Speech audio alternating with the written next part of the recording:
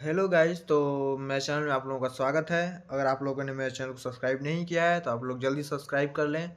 तो आज मैं आप लोगों को बताने आया हूँ कि जो यूपीएसआई का एग्ज़ाम होने वाला है, जो कि 14 तारीख या 15 तारीख, जो कि मार्च में 14-15 मार्च को होने वाला है। तो उसके रिगार्डिंग कुछ मेरे पास सवाल हैं, जवाब हैं, क्योंकि मैं अभी यूपीएसआई की तैयारी कर रहा हूँ। तो जिस हिसाब से मेरे मार्क्स आ रहे हैं, जो मैं टेस्ट सीरीज़ लगा रहा हूँ, जो मैं क्लासेस कर रहा हूँ, उसके रिगार्डिंग मुझे जो समझ में आया है अभी तक, मैं अपना एक्सपीरियंस शेयर कर रहा हूँ, जिससे आप लोगों को भी बहुत हेल्प होगी। तो आप लोग भी इस वीडियो को देखें। जैसे कि बहुत लोग होंगे जिनका मैथ्स कंप्लीट नहीं होगा ढंग से। रीजनिंग रीजनिंग तो लगभग सब लोगों का कंप्लीट होगा। मेन है मैथ्स, जीएस का सेक्शन, हिंदी का सेक्शन, और उसमें भी कुछ पॉइंट है, जैसे कि मैथ में सबका percentage, profit and loss and ये कुछ मतलब मिक्सचराइजेशन रेशियो, ये सबका कंप्लीट होता है। मेन प्रॉब्लम आता है मेंसुरेशन, मैथ्स में मेंसुरेशन, टाइम एंड वर्क, और और इस बार डीआई भी यूपीएसआई में ठीक ठाक पूछी जाने वाली है। और तो हाँ, यही 2-3 चैप्टर हैं, सबके अपने-अपने, मतलब यही ख़ास करके मोस्ट ऑफ देम यही होता है कि इन्हीं सारे चैप्टर्स में सबको प्रॉब्लम्स आती हैं। तो ये आप लोग तैयार कर लें, क्योंकि जो गलतियाँ हो रही हैं मेंसुरेशन में, कहीं न कहीं मेंसुरेशन में गलती हो रही है, कहीं न कहीं इस बार डीआई भी अच्छी खासी, तो आप लोग डीआई का ज़रूर प्रैक्टिस करके जाएँ, डीआई। और कुछ क्वेश्चन्स वो नंबर सिस्टम से भी आने वाले हैं, तो नंबर सिस्टम भी पढ़ के आप लोग जाएँ, क्योंकि आपका एक भी क्वेश्चन गलत हुआ, यानी कि आप लोग कहीं न कहीं एग्ज़ाम से बाहर हो जाएँगे।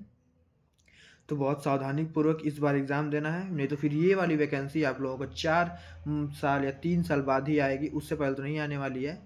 मुझे नहीं ऐसा लगता कि इससे पहले आएगी यूपीएसआई का जो एग्ज़ाम है। तो मन लगा के पढ़ाई करें।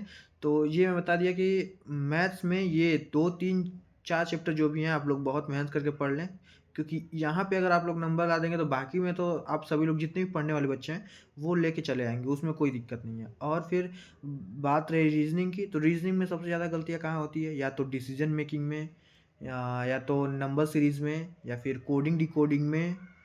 अ, यही 3-4 चैप्टर उसमें भी हैं, जो कि मोस्ट ऑफ देम बच्चे मतलब गलती यहीं करते हैं बस। तो आप लोग भी ये 3-4 चैप्टर को एकदम अच्छे से पढ़ें, जिनके भी मार्क्स 250 से ऊपर आ रहे हैं, 250-300 से के बीच में हैं जिनके भी मार्क्स, तो ये 3-4 चैप्टर जिन लोगों ने सही कर लिए, उन लोगों के मार्क्स ठीक-ठाक आने आ जाएँगे। आराम से वो 320, 330 लाने लगेगा। क्योंकि ये एक बड़ा नंबर यहीं से आने वाला है, जो कि आप लोगों का, जो कि 300 से पार लेके आने वाला है। बाकी आप लोग तो लगभग एवरेज बच्चे हैं कि ठीक-ठाक, जो कि 300 तक लेके चले आएँगे। लेकिन जो रैंक पुश करने वाला चाहिए, वो यहीं से रैंक पुश होगा आप लोगों का। और फिर उसके बाद बचता है हिंदी। हिंदी में सबसे ज़्यादा होता है पर्यायवाची, मुहावरे, और साहित्य। सबसे बड़ा रोल है साहित्य का, और कुछ-कुछ ग्रामर भी है। तो 30 के आसपास, तो 40 में से 30 तो सभी लोग ठीक-ठाक कर लेंगे। लेकिन जैसे हिंदी में साहित्य का एक बड़ा पोर्शन है, उसको याद करना पड़ता है, बार-बार रिवाइज़ करना पड़ता है, क्योंकि उसमें लेखक हैं, उनका पूछ देगा कौन-सी रचना किसकी है, और उसमें कहानी है, काव्य है, कि कहानी, काव्य, या फिर रेखा चरित्र, और महाकाव्य, और कविता, जो भी है, मतलब बहुत सारे इसमें पार्ट हैं, वो पूछ देगा। तो उसको कवर करना बहुत ही ज़रूरी है उसमें। और फिर वो कहानी के बीच में से एक लाइन दे देगा, और फिर पूछ देगा, जो फ़ेमस हैं, आपको आराम से बुक्स में मिल जाएँगी, हिंदी के बुक्स में। कुछ फ़ेमस हैं, अगर ज़रूरत होगा तो मैं वो भी आप लोगों को बता दूँगा कौन-कौन सी ज़्यादा इम्पोर्टेंट है।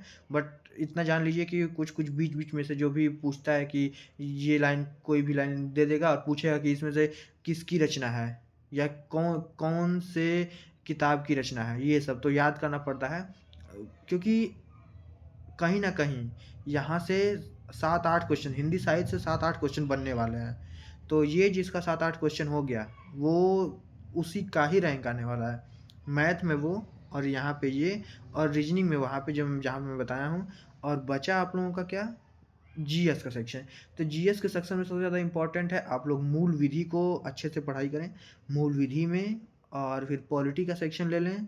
पॉलिटी के अलावा आप लोगों का वो भी पढ़ लें, बहुत बड़ा सिलेबस नहीं है और बहुत अंदर से नहीं पूछ देगा। अब वो ज्योग्राफी पढ़ लें, हिस्ट्री पढ़ लें और इकोनॉमिक्स पढ़ लें, ये सभी पढ़ लें। आप आराम से स्कोर करके आएँगे, 30 प्लस ही कर देंगे आप लोग भी जीएस में भी। तो अगर आप सोच के भी चलिए, तो अगर मैं पकड़ चलूँ कि आप लोग 30-30 क्वेश्चन भी, अगर मैं पकड़ चल रहा हूँ कि आप लोग 30-30 क्वेश्चन भी कर रहे हैं, तो भी देखिए कितना हो जाएगा। 30 question math, 30 question reasoning, 30 question Hindi, 30 question GS.